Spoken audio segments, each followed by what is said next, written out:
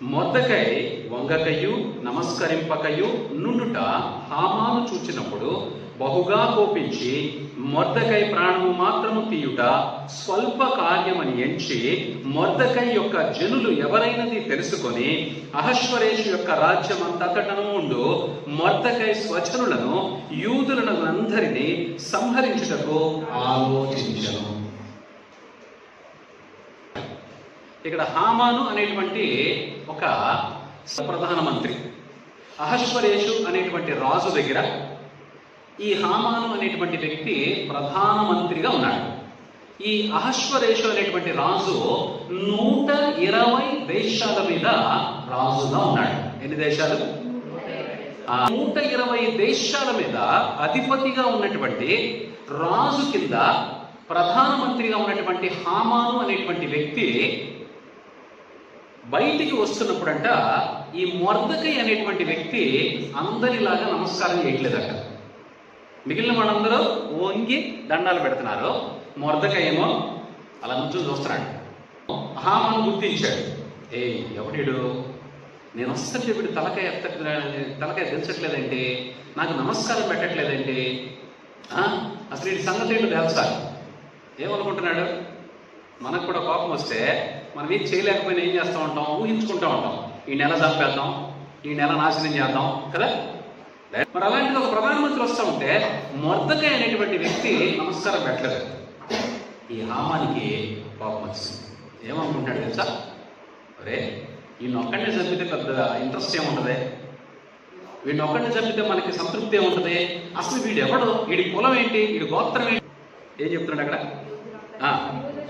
Mordecai ప్రాణము మాత్రము తీయుట స్వల్ప కార్యమని ఎంచి మొర్దెకై యొక్క జనులు ఎవరైనది తెలుసుకొని అహష్వరేషు యొక్క రాజ్యం అంతటను నుండు మొర్దెకై స్వజనులకు యూదులందరినీ సంహరించుటకు. హల్లెలూయా. సాతాను నిన్ను చంపటానికి ఈ విధంగానే ప్రయత్నం చేస్తున్నాడు. వాడి అహాన్ని మనం దెబ్బ కొడుతున్నాం. వాడు ఏం చేస్తున్నాడు? మీరు లోకంలో ఉన్నటువంటి విగ్రహాలను ఆరాధించండి అంటున్నాడు. మనం ఏం చేస్తున్నాం? విగ్రహం మాకు దేవుడు కాదు, చెట్టును పూజించండి, పుట్టను పూజించండి అంటున్నాం. మనం ఏమంటున్నాం? చెట్టు పుట్ట మాకు దేవుళ్ళు కాదు, వాక్యమే దేవుడని మనం ఇక్కడ కూర్చున్నాం. దుష్టుడు నిన్ను నన్ను ఎలాగ మృంగాలని గర్జించు సింహం వలె వాడు మన పైన ప్రణాళికలు వేస్తూనే ఉన్నాడు. ఇక్కడ హామాను అనేటువంటి ఒక సాతాను కనపడుతున్నాడు. మనకు దేవుని సన్నిధి నుండి త్రోసివేయబడినటువంటి లూసిఫర్ మనకి శత్రువుగా ఉండి మనల్ని ఎప్పుడూ మృంగుదుమా అని చూస్తున్నాడు. నీకు వాడి ప్రణాళిక తెలియట్లేదు. నువ్వేమో కులాసాగా వస్తున్నావు, కులాసాగా వెళ్తున్నావు, ఏదో రోజులు గడుస్తున్నాయి అనుకుంటున్నావు. కానీ నీ చుట్టూ నీ శత్రువు నిన్ను నాశనము చేయాలని ఎటువంటి ప్రయత్నము చేస్తున్నాడో నీకు అర్థం కావట్లేదు. దేవుడు నుంచోబెడితే వాడు ఏం ఆలోచించాడు? రాజు సింహాసనము నాకే దక్కాలని, రాజుకి చెందుతున్నటువంటి ఆ స్థుతులు, రాజుకి చెందుతున్నటువంటి ఆరాధనంతా తనకి రావాలని తాను అతిశయించి దేవుని పైన ఈర్ష్యపడటం ద్వారా దేవుని నుండి తోసివేయబడ్డాడు. వాడు ఏమి కోరుకుంటున్నాడు? నీ నుండి నా నుండి మనం వాణ్ణి ఆరాధించాలని కోరుకుంటున్నాడు. నువ్వేమో సత్యదేవుడిని ఆరాధిస్తున్నావు. మరి ఇప్పుడు నీ శత్రువు ఎవరు కదా? దేవుడేమో నిన్ను తన యొక్క పరలోక రాజ్యంలోనికి తీసుకువెళ్ళాలనే ప్రయత్నంలో ఉన్నాడు. సాతానేమో నిన్ను నరకంలోనికి తీసుకుని పోవాలని ప్రయత్నం చేస్తున్నాడు. ఇద్దరి మధ్యలో నువ్వు ఇప్పుడు ఎలా ఉన్నావు? ఫుట్బాల్. దేవుడేమో తన గోల్లో కొట్టాలని ప్రయత్నం, సాతానేమో ఆడి గోల్లోకి కొట్టాలనేటువంటి ప్రయత్నం. ఇద్దరి మధ్యలో నువ్వు ఉన్నావు. నువ్వు ఇవేమీ పట్టించుకోకుండా ఇప్పుడుదంటే ఏమైందని చెప్పి వాడిదైనా దండించుకుంటున్నావు. ఎక్కువ తన్నులు ఎవరు అంటున్నారు నిన్ను?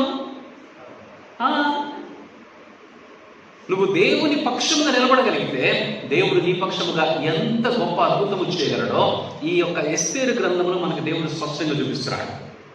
ఇక్కడ దుష్టుడైనటువంటి ఈ హామాను అనేటువంటి వ్యక్తి యూదులందరినీ చంపాలని ప్రయత్నం చేస్తున్నాడు. నువ్వు గుర్తుపెట్టుకో, నీవు దేవుని కుమారుడు కుమార్తెవై ఉన్నావు. నిన్ను చంపడానికి సాతాను ప్రయత్నం చేస్తున్నాడు. నిన్ను మాత్రమే కాదు, దేవుని విశ్వసించి దేవుని వెంబడిస్తున్నటువంటి క్రీస్తుని వెంబడించేటువంటి ప్రతి ఒక్కరిని నాశనం చేయాలని సాతాను అనేక మందిని ప్రేరేపిస్తున్నాడు. సాతాను అనేక మందిని ధనవంతులుగా చేస్తున్నాడు. సాతాను అనేక మందికి అధికారం ఇస్తున్నాడు. వారందరి అధికారాన్ని బట్టి దేవుని ప్రజలైనటువంటి వారిని నాశనం చేయాలని వాడు తీవ్రంగా ప్రయత్నం చేస్తున్నాడు.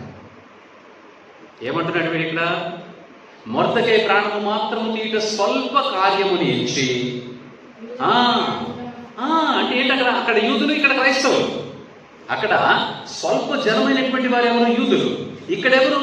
క్రైస్తవులు. ఈ క్రైస్తవులని నాశనము చేయడానికి హామాను వలె దుష్టుడు ప్రతిరోజు ప్రయత్నం చేస్తున్నాడు.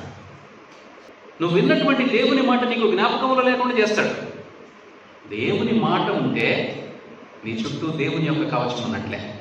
దేవుని మాట నీ లోపల ఉంటే దేవుని ఖడ్గం నీ చేతిలో ఉన్నట్టే. దేవుని కత్తి నీ చేతిలో ఉంటే వాడు నీతో యుద్ధం చేయగలడా?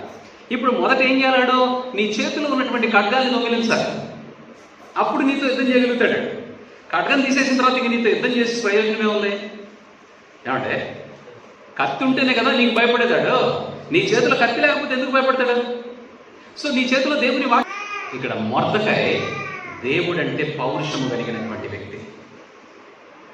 మొర్దెకై దేవుడంటే విశ్వాసం ఉన్నటువంటి వ్యక్తి. దేవుని కొరకు తలదించడం. మరి నువ్వు లోకంలో ఉన్న వాళ్ళకంటే దారుణంగా ఉన్నాం. మనం ఆలోచించుకోవాలి. సాతానికి మనం దొరికేసాము.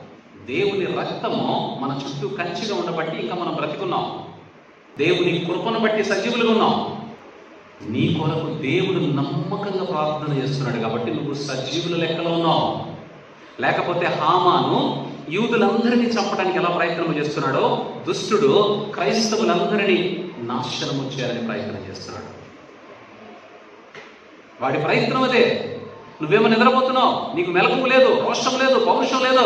వాడు నా మీదకి ఎలా వస్తాడంటే వాడి సంగతి ఏంటో తెలుస్తానండి. నేను స్తుతుల ద్వారా వాడిని ఎదుర్కొంటాను, వాక్యము ద్వారా వాడిని జయిస్తాననేటువంటి నమ్మకం నీ దగ్గర లేదు.